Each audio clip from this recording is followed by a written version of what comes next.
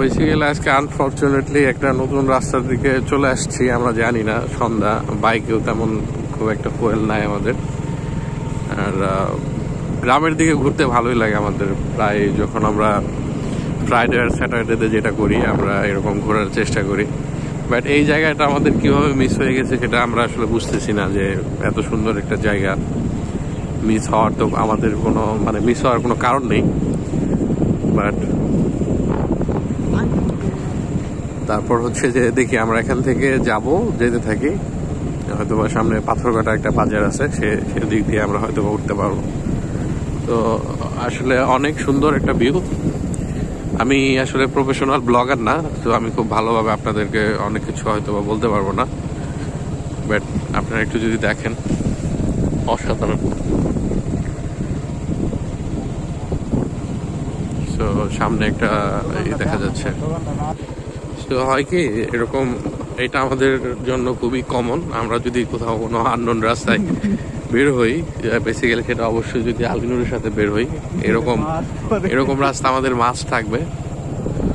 তো এটা আসলে আমাদের না, এটা সারা বাংলাদেশে উন্নয়ন হচ্ছে রাস্তা। এখন মেট্রো পথ বলতে একেবারেই নাই কোথাও।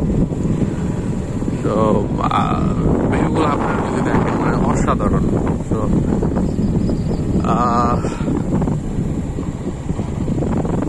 অসাধারণ, এটা আমি কার মতো বলতেছি আমি সঠিক বুঝতেছি না। অন্য কোনো ব্লগারকে হয়তো আমি নকল করতেছি। এটা তো অনেক টাফ কথা বলা, ব্লগাররা কিভাবে বলে এটা, কথা বলতেই থাকে, আর অডিয়েন্স ধরে রাখাও তো অনেক টাফ।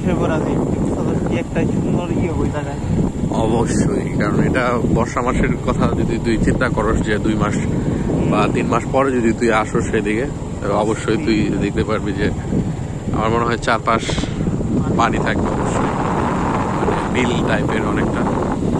আর অবভিয়াসলি এখানে মনে হয় মানুষজন তাদের জীবিকা নির্বাহ করে, এলাকার মানুষগুলা। এই যে ছোট ছোট নৌকা দেখা যাচ্ছে এখানে।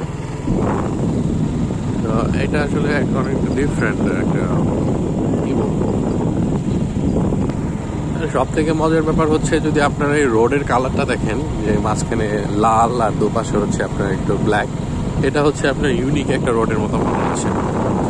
এটা 2-1 কিলোমিটারের মধ্যে আসলে এরকম দেখা যায় না, কিন্তু আমরা এটা দেখতে পাচ্ছি। আর চারিদিকে শুধু ক্ষেত আর ক্ষেত। এই এরিয়ার মানুষজন অবশ্যই এই ক্ষেত থেকেও জীবিকা নির্বাহ করে। আর এটা হচ্ছে শুধু জীবিকা নির্বাহ করে বলতে, আমরা ওইসব এলাকার ধান টান খেয়ে থাকি। আমাদের ওইদিকে বেসিক্যালি একটু বন জঙ্গলে ঘেরা, তো ওইদিকে আমাদের দিকে একটু ধান টান চাষ একটু কম হয়, আর আমরাও খেয়ে পরে বেঁচে থাকি এইসব এলাকায়।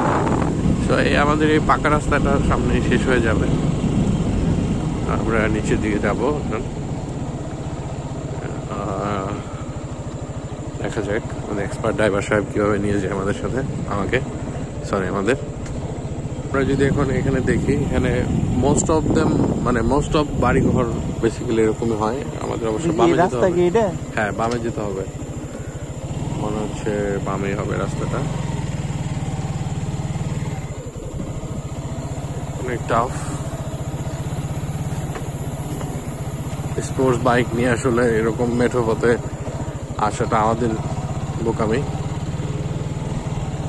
সামনে একটা নদী দেখা যাচ্ছে, নদীটা ভালোই, মাটি টাটি খনন করে পুকুরের মতো করেছে এলাকায়। এখানে যদি বাড়িটারি এদিকে আমরা লক্ষ্য করি, বাড়িগুলো আসলে অনেক উঁচু জায়গাতে, কারণ বর্ষাকালে এদিকে প্রচন্ড পানি হয়। প্রচন্ড পানি তো না, অনেক পানি হয়। আমরা এখন কিছুটা একটু ভয় অনুভব করতেছি আমি বেসিক্যালি, যে কোথায় যাচ্ছি, কোনো মানুষ টানুষ নাই, একটু ভয়েরই ব্যাপার। সন্ধ্যাবেলার দিকে আমরা না আসলেও পারতাম। এদিকে আবার বাইকে আমাদের কোনো ফুয়েল নাই, ফুয়েলের পরিমাণ খুব কম। আমার বেসিক্যালি মানুষ দেখে ভয় করছে না, আমার ভয় করছে যে এরকম শুনশান নীরব জায়গায় জিন টিন থাকে, অনেক সময় আমরা জিনের দেখা পাই। রাইডার সাহেব দেখি এখানে এভাবে এদিক দিয়ে আমরা একটু থামি এখানে। এই পারবি?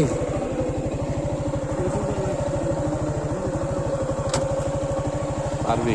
আস্তে আস্তে যা।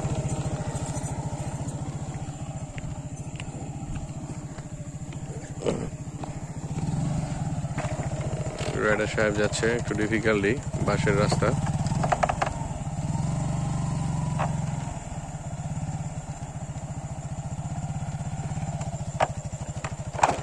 ওকে, পেরে গেছে, তো হয়ে গেছে আর কি, চালাইতে পারে ভালোই মনে হচ্ছে।